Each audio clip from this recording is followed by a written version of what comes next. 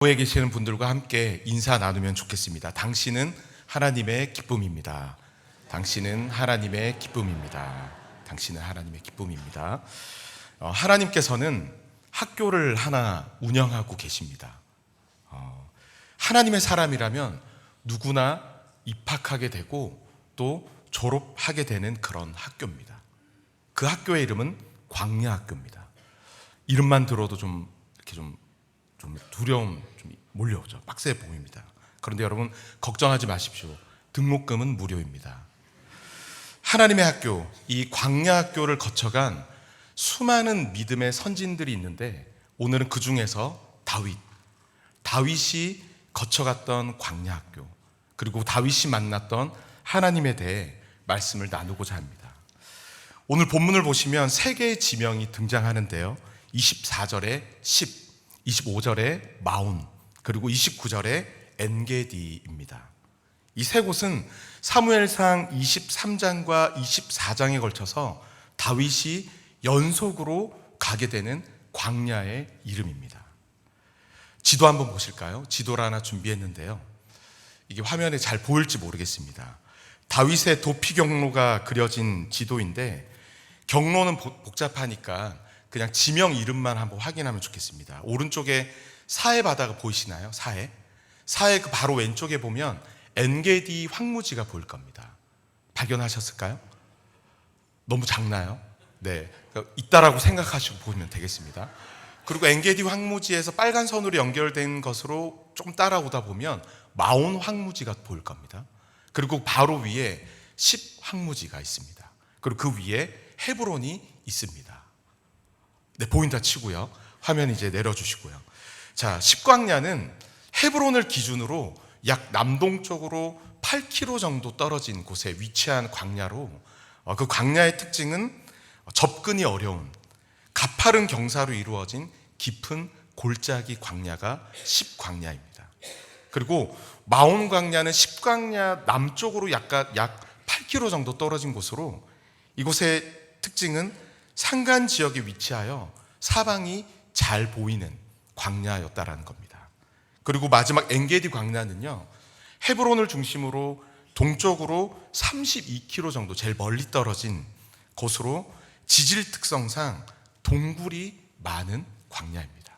오늘 이 세 가지 광야를 볼 텐데 먼저 우리 십광야를 먼저 보겠습니다. 사무엘상 24장 15절 말씀을 한번 같이 읽어보도록 하겠습니다. 시작. 사울이 자기의 생명을 십광야 수풀에 있었더니. 아멘. 다윗은 사울의 추격을 피해서 십광야 수풀에 지금 숨어 있습니다. 이곳 십광야에서 다윗은 육체적으로 그리고 무엇보다도 정신적으로 너무 지쳐있는 상태입니다. 왜냐하면 자신을 죽이려는 그 누군가의 추격을 계속 피해서 간다라는 것 그 자체가 고통이고, 지금은 한술 더 떠서 어떤 상황이냐면 내가 믿었던 사람, 내가 도와줬던 사람에게 배신을 당한 상황이기 때문입니다. 23절 처음 말씀을 보시면 그일라 사람들이 등장하는데요. 이 그일라는 유다의 한 성읍으로 블레셋 접경 지역에 있는 성읍입니다. 근데 이 그일라 사람들이 블레셋의 침공을 받아 위험에 처했다라는 소식을 다윗이 듣게 됩니다. 근데 지금 다윗이 지금 어떤 상황이죠? 다윗도 쫓기고 있는 상황입니다. 사울에게 쫓기고 있는 상황에서 다른 누군가를 돕는다는 것, 그것은 불가능한 상황이죠. 자칫 자기도 또 죽을 수 있는 상황이죠. 모든 부하들이 다 말렸지만 다윗은 마음을 세웁니다. 목숨을 걸고 그들을 도와줍니다. 블레셋과 싸워서 그일라 사람들을 구원해냅니다. 얼마나 고맙습니까? 목숨을 걸고 도와줬는데, 그런데 여러분, 이 그일라 사람들이 배신을 합니다. 사울에게 다윗이 지금 어디에 있는지를 사울에게 밀고 합니다. 아마도 사울의 권력이 두려워서였겠죠. 이 밀고 때문에 다윗은 십광야 수풀로 몸을 급하게 숨긴 것입니다. 다윗이 지금 십광야에 있는 이유죠. 여러분에게 한번 질문을 드립니다. 다윗에게 십광야는 어떤 곳입니까? 아무것도 없는 곳입니다. 믿고 의지했었던 것들이 다 사라진 곳이죠. 더 이상 신뢰할 사람도, 더 이상 의지할 것도 아무것도 남지 않은 광야. 이 광야에서, 이 십광야 학교에서 다윗이 무엇을 배웁니까? 오직 하나님만 의지하는 법을 다윗이 배우게 됩니다. 23장 16절 말씀을 함께 읽겠습니다. 시작. 사울의 아들 요나단이 일어나 수풀에 들어가서 다윗에게 이르러 그에게 하나님을 힘있게 의지하게 하였는데. 아멘. 마지막 부분이 중요합니다. 하나님을 힘있게 의지하게 하였는데, 그 누구도 믿을 수 없어서, 그 무엇도 의지할 수 없어서 괴로워했던 다윗, 심지어 하나님을 의지하는 힘조차 남아있지 않았던 다윗, 그 다윗에게 요나단이 찾아옵니다. 요나단이 한 것은 무엇입니까? 하나님을 힘있게 의지하도록 도와줍니다. 하나님을 힘있게 의지하다, 힘있게, 강하게, 그리고 견고하게 하나님을 의지하게 하는 것이죠. 여러분, 이것이 요나단이 다윗을 찾아온 목적이었습니다. 그리고 동시에 바꿔 말해 이것이 하나님께서 요나단을 보내신 목적이었고, 더 넓게 보면 이것이 하나님께서 다윗을 십광야로 보내신 이유입니다. 모든 것이 다 사라지고 그 누구도 의지할 수 없을 때 오직 내가 의지할 뿐, 오직 하나님밖에 없습니다. 하나님을 더욱더 힘있게 의지해야 함을 다윗은 이 십광야에서 그것을 배웠다라는 것입니다. 이후 여러분, 다윗을 보면, 말씀을 보면 배신이 이것으로 끝이 아닙니다. 계속 배신을 당합니다. 오늘 본문의 배신과는 비교도 할 수 없을 정도로 더 크고 치명적인 배신을 당합니다. 그동안 그토록 믿고 의지하고 함께 논의하며 함께 싸워나갔던 책사 아히도벨, 그 아히도벨이 다윗을 배신합니다. 마지막에 다윗을 배신합니다. 그리고 무엇보다도 나의 사랑하는, 너무나도 사랑하는 아들, 나의 혈육 압살롬이 반역을 일으켜 아버지 다윗을 몰아내고 심지어는 죽이려고까지 합니다. 무너질 수밖에 없고 좌절할 수밖에 없는 배신의 아픔과 상처 속에서, 하지만 여러분, 말씀을 보시면 다윗은 무너지지 않습니다. 다윗은 쓰러지지 않습니다. 아프고 괴롭고 힘들어 신음하지만 시편을 보면 다윗의 그런 탄식과 신음이 정말 많이 있지 않습니까? 하지만 여러분, 다윗은 끝까지 하나님을 굳게 의지합니다. 무엇이 이것을 가능하게 했습니까? 십광야에서, 이 광야 학교에서 다윗은 배웠기 때문입니다. 내가 누구를 두려워하리요? 내가 믿고 의지할 뿐 하나님밖에 없습니다. 내가 오늘도 하나님을 굳게 힘있게 의지합니다. 다윗은 그것을 배운 것입니다. 사랑하는 성도 여러분, 오늘 십광야를 보내고 계십니까? 그동안 내가 믿었고 그동안 내가 의지했던 것들이 하나둘 사라지고 그 누구에게도 기댈 곳 없고 그 누구도 의지할 수 없는 광야, 기도할 힘도 없고 고개를 들어 어쩌면 하나님을 바라볼 여력조차 없는 광야, 하나님을 의지할 힘도 남아있지 않는 그 광야. 하지만 여러분, 이 광야 속에 하나님이 계십니다. 오늘 하나님께서 우리로 하여금 이 광야를 통과하게 하시는 이유, 그것은 하나님만 의지하는 자로, 우리의 평생의 삶에 어떤 상황을 만날지라도 하나님만 바라보고 하나님만 의지하는 자로 오늘 우리를 다듬으시고 우리를 만져 나가시기 위해 오늘 우리를 이 광야를 걷게 하신 줄 믿습니다. 시편 28편 7절 말씀을 함께 읽겠습니다. 시작. 여호와는 나의 힘과 나의 방패시니 내 마음이 그를 의지하여 기뻐하며 내 노래로 그를 찬송하리로다. 아멘. 다윗의 고백입니다. 내가 하나님을 의지하였고 내가 도움을 얻었습니다. 내가 하나님을 찬양하겠습니다. 다윗의 이 고백과 이 찬양이 오늘 십광야를 지나고 있는, 그리고 우리가 앞으로 걷게 될 그 길 위에서 우리 모두의 고백과 찬양이 되기를 간절히 바랍니다. 여러분, 십광야에서 한 가지 더 생각해 볼 게 있습니다. 하나님께서 십광야에서 다윗을 하나님만 의지하게 하실 때 하나님께서 누구를 사용하십니까? 요나단을 사용하십니다. 사실 여러분, 이 요나단과 다윗, 환상의 콤비 같지만 사실 말이 안 되는 관계입니다. 요나단은 사울의 아들이죠. 바꿔 말하면 그냥 가만히만 있어도 자신이 아버지의 뒤를 이어 왕이 될 수 있는 존재가 요나단입니다. 요나단에게 있어서 다윗은 아버지의 왕위를 위협할 뿐만 아니라 자신의 왕위까지도 위협하는 그런 존재죠. 그런데 요나단이 그런 다윗에게 무엇이라고 이야기합니까? 17절 말씀에 아버지 사울이 너를 죽이지 못할 것이다. 너는 이스라엘의 왕이 될 것이다. 이야기합니다.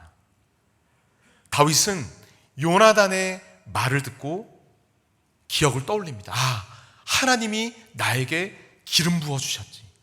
하나님께서 나에게 약속의 말씀을 해주셨지.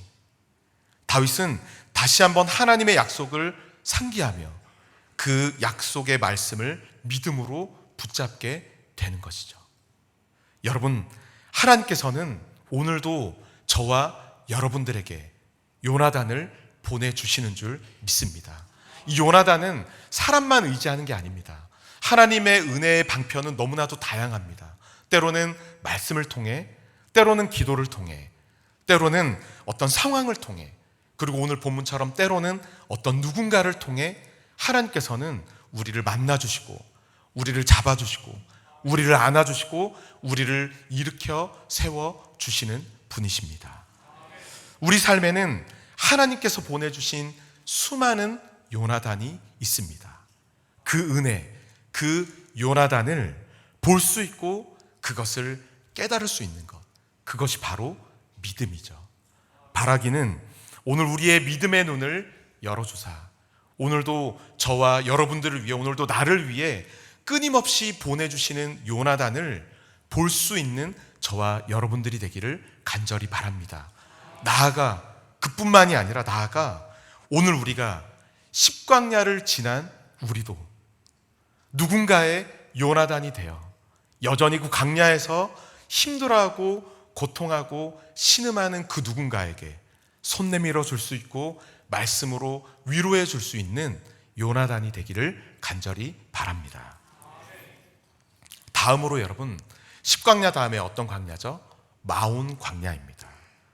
십광야에 숨어있던 다윗은 자신의 위치가 발각되자 또다시 그 추격을 피해 숨어 들어가게 되는데 마온 광야로 도망하게 됩니다.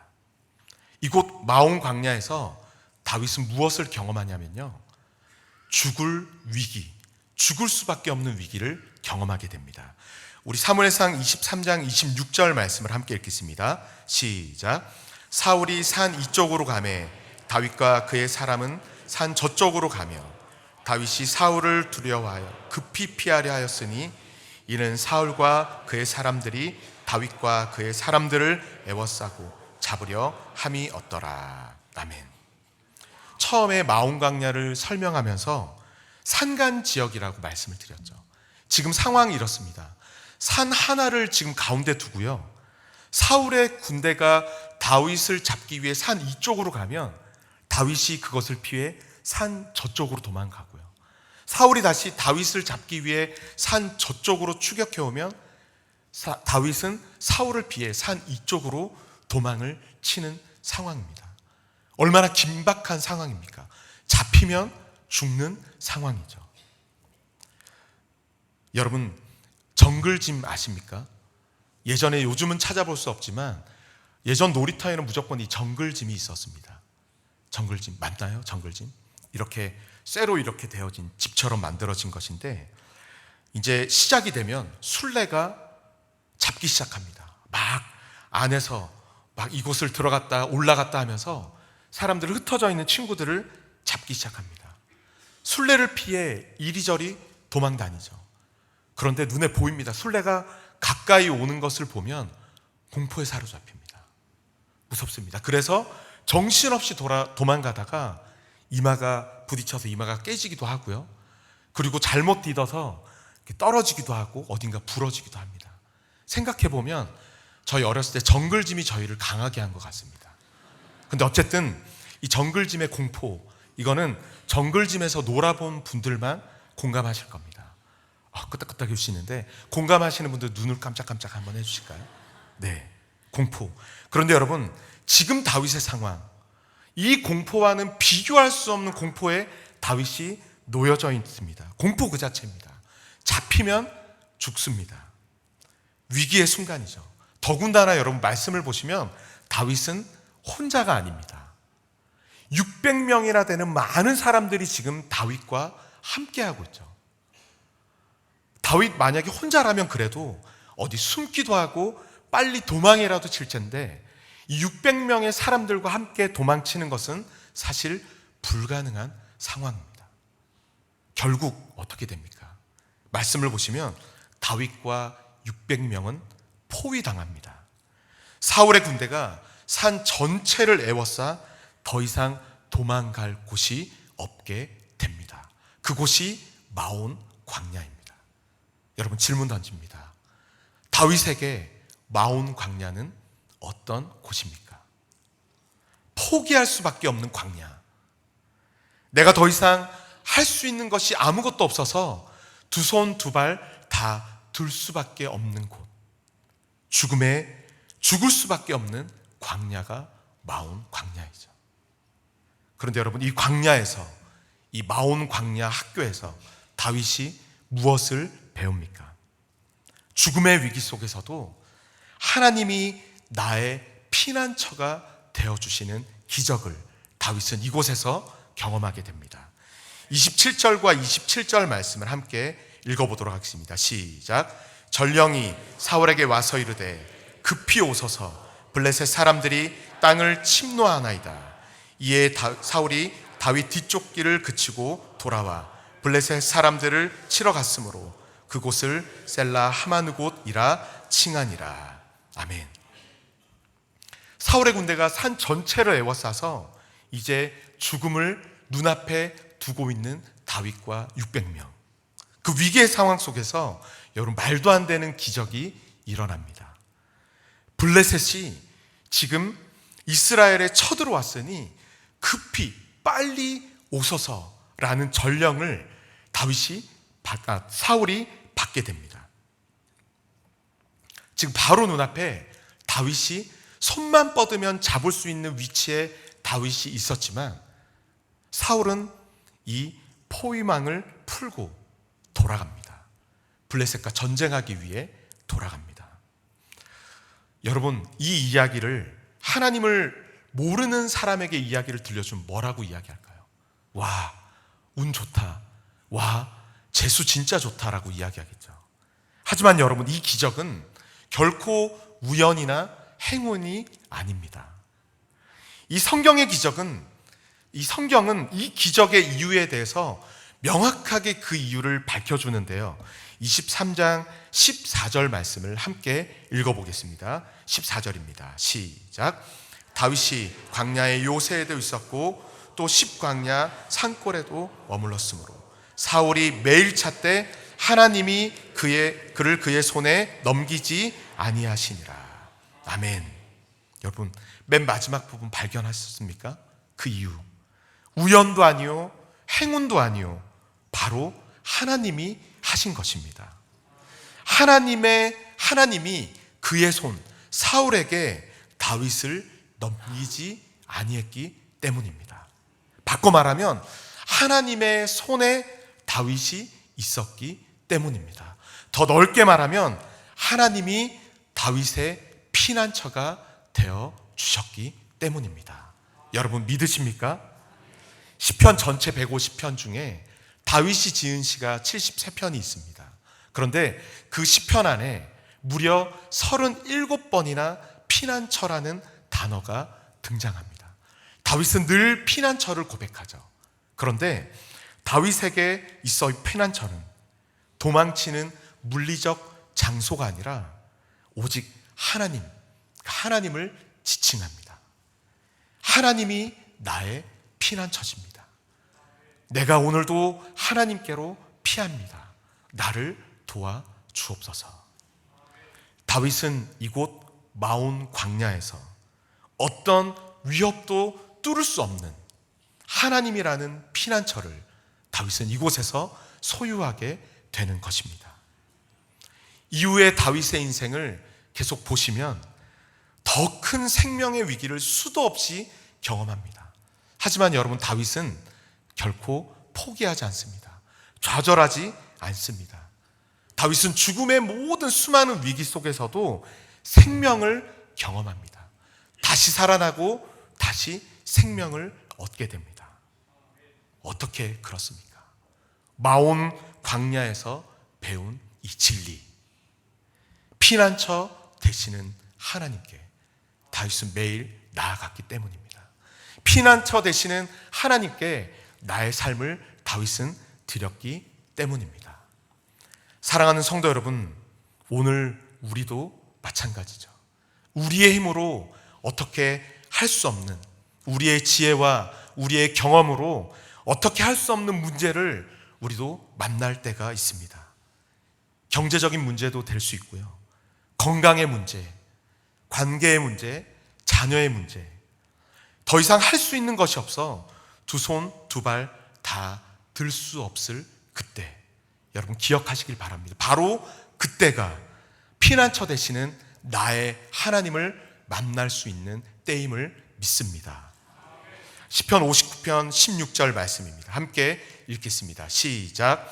나는 주의 힘을 노래하며 아침에 주의 인자하심을 높이 부리오르니 주는 나의 요새시며 나의 환난 날의 피난처 시민이다. 아멘. 나를 둘러싼 그 어떤 문제보다 오늘 나를 덮으시고 나를 애워싸시고 나를 안아주시는 피난처 되시는 하나님의 은혜가 더욱 강력함을 믿습니다. 그 은혜, 피난처 되어주시는 나의 하나님, 그 은혜를 깨닫고 오늘 우리의 인생의 피난처 되시는 하나님의 손에 우리의 매일의 삶을 맡겨드리며 하나님께로 나아갈 수 있는 저와 여러분들이 되기를 간절히 바랍니다. 여러분, 마지막으로 엔게디 광야입니다. 힘드십니까? 재밌지 않습니까? 광야 1학년 지났고요. 광야 2학년 지났고 이제 3학년 졸업반입니다. 엔게디 광야입니다. 처음 말씀드렸던 것처럼 엔게디 광야는 지질 특성상 동굴이 많은 곳입니다. 사울의 추격을 피해 다윗과 그의 몇몇 측근들이 동굴 속으로 몸을 숨깁니다. 근데 그때 무엇을 경험하냐면 최대 위기인 동시에 최대 기회를 다윗은 경험하게 됩니다. 우리 24장 2절과 3절 말씀을 함께 읽어보도록 하겠습니다. 시작. 사울이 온 이스라엘에서 찾으러 들염소 바위로 갈새 길가 양에 우리의 이른즉 굴이 있는지라 사울이 뒤를 보러 들어가니라 다윗과 그의 사람들이 그 굴 깊은 곳에 있더니. 아멘. 3,000명의 정예 군대를 이끌고 엔게디 동굴 바로 앞까지 온 사울이 혼자 동굴 안으로, 다윗과 그 일행이 숨어있는 그 동굴 안으로 들어옵니다. 왜 들어옵니까? 뒤를 보기 위해. 화장실이 급해서 급하게 들어온 것이죠. 여러분, 3,000명의 군사는 지금 밖에 있고요. 사울은 지금 혼자인데다가 무장도 다 해제한 채 그냥 무방비 상태로 쪼그려 앉아 있습니다. 누군가 다윗에게 이야기하죠. 바로 지금입니다. 바로 지금입니다. 여러분, 이 말처럼 지금이 기회이지 않습니까? 이 지긋지긋한 도피 생활을 청산할 수 있는 기회인 동시에 하나님의 약속의 말씀처럼 이제 왕으로 내가 등극할 수 있는 절대절명의 기회가 바로 지금의 이 순간이지 않습니까? 그런데 여러분, 다윗은 어떻게 합니까? 사울에게 조용히 몰래 다가가 그가 벗어놨던 겉옷자락만 살짝 베고 다시 돌아옵니다. 그리고 사울이 멀찌감치 떨어졌을 때, 안전하다고 생각됐을 때 사울을 향해 그가 이렇게 이야기합니다. 24장 10절 말씀을 함께 읽겠습니다. 시작. 여호와께서 굴에서 왕을 내 손에 넘기신 것을 왕이 아셨을 것이니이다. 어떤 사람이 나를 권하여 왕을 죽이라 하였으나 내가 왕을 아껴 말하기를 나는 내 손을 들어 내 주를 해하지 아니하리니 그는 여호와의 기름 부음을 받은 자이기 때문이라 하였나이다. 아멘. 다윗은 이야기합니다. 사울 왕이여, 내가 당신을 죽일 기회가 있었지만, 당신의 목숨이 내 손에 있었지만 내가 당신을 죽이지 않는 이유, 당신이 여호와의 기름 부음 받은 자임을 내가 알았기 때문입니다. 다윗은 이야기합니다. 여러분, 중요한 고백입니다. 이후 다윗의 삶의 모든 삶을 관통하는 다윗의 마음 자세입니다. 여러분, 다윗에게 이 마지막 광야, 엔게디 광야는 어떤 곳입니까? 캄캄한 어둠 속, 동굴 속, 아무것도 보이지 않는 광야입니다. 그런데 여러분, 다윗은 이 어둠 속 엔게디 광야에서 무엇을 배웁니까? 하나님을 선명하게 보는 방법을 배웁니다. 다윗이 본 것은 지금 눈앞에 있는 사울을 본 것이 아니라 다울 안에 있는 하나님을 본 것입니다. 그에게 기름 부으신 하나님을 다윗은 보았고요. 사울이 그냥 적군이 아니라, 나의 적이 아니라 하나님께서 기름 부은 사람인 것을 다윗은 보게 된 것입니다. 그 어둠의 동굴 속에서. 여러분, 이 이후에 사무엘하 16장을 보시면 다윗이 압살롬의 반역을 피해서 가슴이 찢어지는 상황 가운데 예루살렘에서 도망칠 때 게라의 아들 시므이가 나와서 다윗에게 저주를 퍼붓는 장면이 등장합니다. 무능력한 왕, 더러운 살인마, 가시오 꺼져라 계속 다윗을 따라다니며 저주합니다. 참다 못한 다윗의 부하가 그를 죽이려 할 때 다윗이 그를 말리며 그에게 무엇이라고 이야기합니까? 우리 사무엘하 16장 10절 말씀을 세 번역으로 준비했습니다. 함께 읽어보도록 하겠습니다. 시작. 왕은 대답하였다. 스루야의 아들아, 나의 일에 너희가 왜 나서느냐? 주께서 그에게 다윗을 저주하라고 분부하셔서 그가 저주한 것이라면 그가 나를 저주한다고 누가 그를 나무랄 수 있겠느냐? 아멘. 다윗은 이야기합니다. 죽이지 말라. 그를 통해 하나님께서 나에게 말씀하시는 것일 수도 있다. 하나님의 말씀이라면 내가 마음이 찢어지고 가슴이 찢어지지만 그 말씀을 내가 받겠다. 그를 죽이지 말라 이야기하죠. 다윗은 그를 충분히 죽일 수 있었고 그를 죽여도 아무도 뭐라 할 수 없지만 다윗은 그 상황 속에서도 하나님을 선명하게 본 것입니다.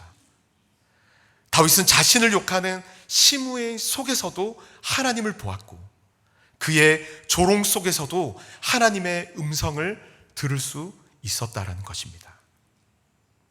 어두운 동굴 속 엔게디 광야, 그 속에서 다윗은 모든 상황 속에서도 하나님을 볼 수 있는, 하나님의 음성을 들을 수 있는 법을 배운 줄 믿습니다.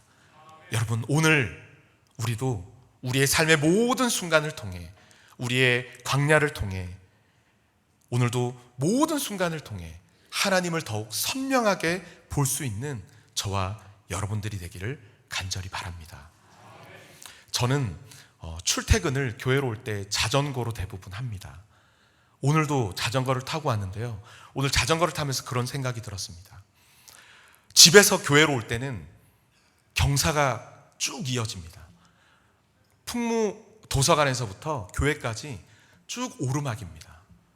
힘듭니다. 또 지치기도 하고요. 그리고 땀이 많은 저는 도착을 하면 땀범벅이 됩니다. 그런데 여러분, 집으로 돌아갈 때는 어떻습니까? 룰루랄라 기대가 됩니다. 벌써 퇴근하게 되면 기대가 됩니다. 한 번 페달 딱 돌리면 집에 도착할 때까지 페달을 굴리지 않아도 그냥 슝 하고 갈 수 있기 때문입니다. 올 때는 오르막이었는데, 힘든 오르막이었는데, 돌아갈 때는 너무나도 신나는 내리막입니다. 사랑하는 성도 여러분, 사울을 피해서 도망치고 또 도망쳤던 광야, 십광야, 마온광야, 엔게디 광야. 사울의 이 무시무시한 추격 속에서 모든 공간이 두려움의 공간이었고 사울로 가득한 공간인 줄 알았는데 다윗은 깨닫습니다. 돌아보고 나니 광야의 그 모든 공간이 하나님으로 가득 차 있었음을 다윗은 깨닫게 되는 것이죠. 힘들었고 지치고 어려웠지만 그 모든 광야의 시간 속에 하나님의 은혜가 있었음을 다윗은 깨닫게 되는 것입니다. 그곳 광야에서 다윗은 하나님을 깊이 만나게 됩니다. 말씀을 맺습니다. 성경은 하나님을 믿으면 광야, 시련과 고난의 시간이 없을 거야 라고 이야기하지 않습니다. 오히려 반대로 하나님의 사람일수록 광야를 경험하게 됨을 이야기합니다. 지금 광야를 통과하시는 성도님들, 그리고 하나님의 광야 학교에 입학하여 앞으로 그 광야를 걷게 될 우리 모든 성도님들, 오늘 이 말씀을 기억하시길 바랍니다. 이 광야가 은혜임을 잊지 마시길 바랍니다. 왜입니까? 이 광야는 하나님으로 가득 찬 은혜의 시간인 줄 믿습니다. 바라기는 오늘 인생의 광야에서 만나는 이 광야를 통해 오직 하나님만 의지하는 법을 배우고 하나님께서 나의 피난처가 되어주시는 기적을 경험하며 하나님만 선명하게 볼 수 있는 그 은혜를 누릴 수 있는 저와 여러분들이 되기를 간절히 바랍니다. 그 은혜를 누리게 될 때 우리의 남은 모든 인생의 날들이 더욱 하나님 안에서 더욱 아름답게 빛나는 저와 여러분들의 복되고 거룩한 삶이 되는 줄 믿습니다. 오늘 말씀을 기억하시면서 함께 찬양하도록 하겠습니다.